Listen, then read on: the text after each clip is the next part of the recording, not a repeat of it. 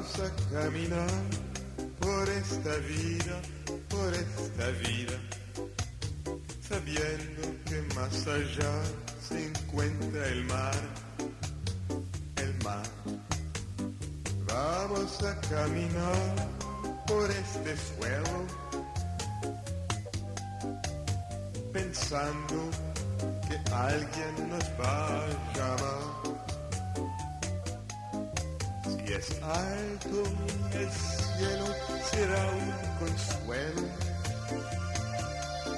Si es claro el día, una melodía. Pero si llueve, pero si nieva, nuestra canción siempre se eleva y por difícil sea aún más nueva. Vamos a caminar por la montaña, vamos a caminar por la espesura. Ninguna voz nos será extraña bajo la complicidad de la hermosura. Vamos a atravesar la noche entera,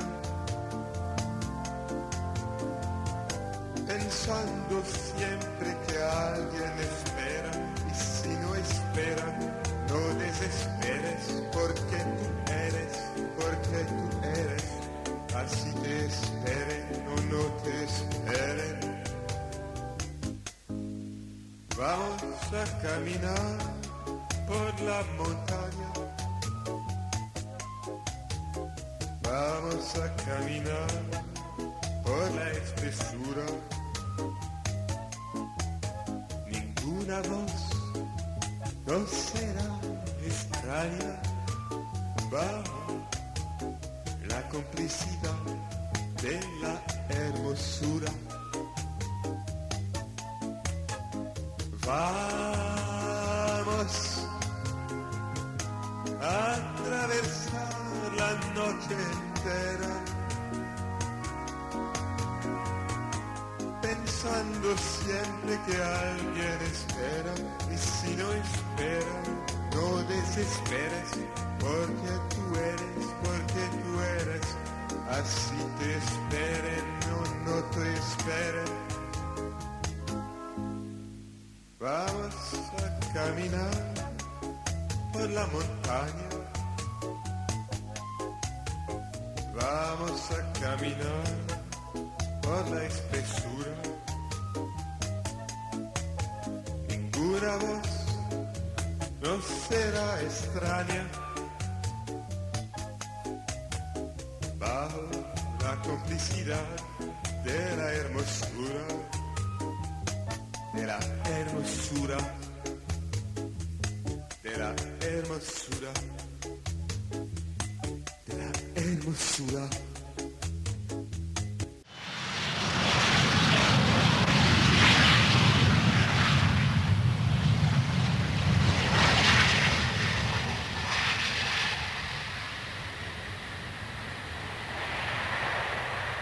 Yo aquí no tengo ninguna nacionalidad, es muy simpático, porque yo en Cuba era lo que se llamaba una no persona, es decir, alguien que no existía, no tenía trabajo, no tenía nada, lo único que tenía un carnet de identidad en blanco, y aquí el estatus que me has dado el Departamento de Justicia es el stateless, es decir, que yo desde el punto de vista legal no existo, estoy en el aire y no tengo ningún país. Mi nombre es ahora, por el momento, Reinaldo Arenas, soy un escritor cubano, exilado, vivo en Nueva York. Bueno, me dedico a escribir y a sobrevivir, soy una persona, digamos, lo que aquí se llama disidente en todos los sentidos, porque no soy religioso, soy homosexual y a la vez soy anticastrista, es decir, que yo creo que reúno todas las condiciones para que no se me publique nunca un libro y para vivir al margen de toda sociedad en cualquier lugar del mundo.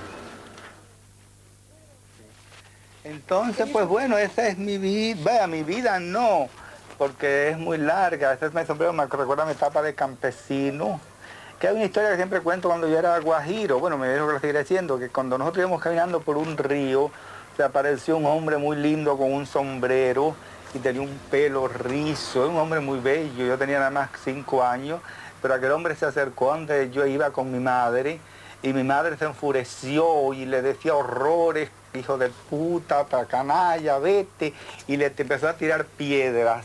Pero a pesar de todas aquellas pedradas, el hombre se acercó a mí, se metió la mano en el bolsillo y me dio 2 pesos, cosa que en aquella época era un capital para un guajiro como yo, que tenía 4 años, estoy hablando de los años 48.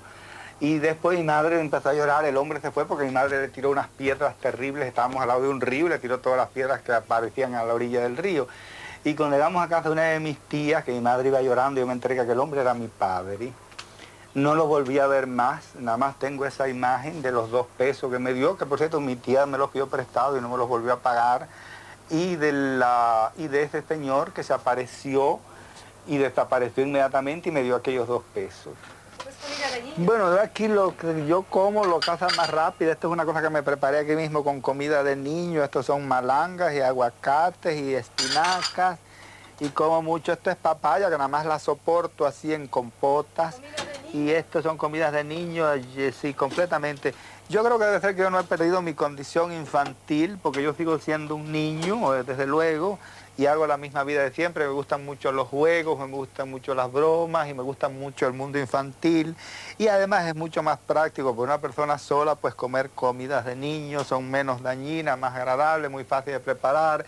Yo estoy escribiendo una novela, por ejemplo, y abro una compota, lo que se llama aquí un baby food, y me lo preparo en 2 o 3 minutos y ya nada más. Esto así. Estamos malo para allá.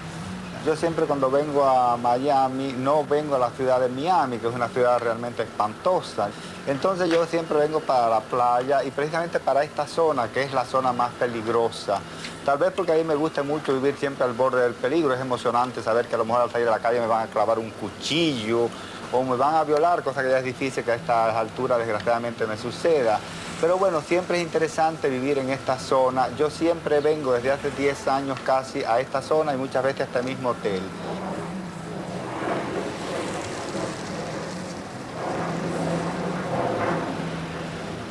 Dicen que has publicado mucho. He escrito como unas 8 o 9 novelas ya publicadas.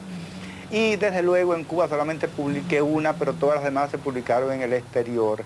Ya en los años 70 la situación se hizo mucho más difícil para mí y para todos los escritores cubanos, porque la persecución se institucionalizó. Vinieron una serie de leyes, se creó un organismo que se llama el CENDA, que es el Centro Nacional de Derechos de Autor, donde el autor en Cuba ya ni siquiera tenía derecho a su propiedad intelectual, sino que eso pertenecía a un organismo, y la obra de uno era patrimonio nacional, se llamaba. Es decir, que un pintor, un cantante, un artista, un escritor no era dueño de su obra, sino el Estado. Yo desde luego seguí escribiendo y publicando mis novelas en el extranjero. En Cuba siempre me censuraron y no me los publicó porque mis libros nunca eran una oda al régimen, siempre tenían cierto sentido crítico del régimen y por lo tanto jamás me los publicaron.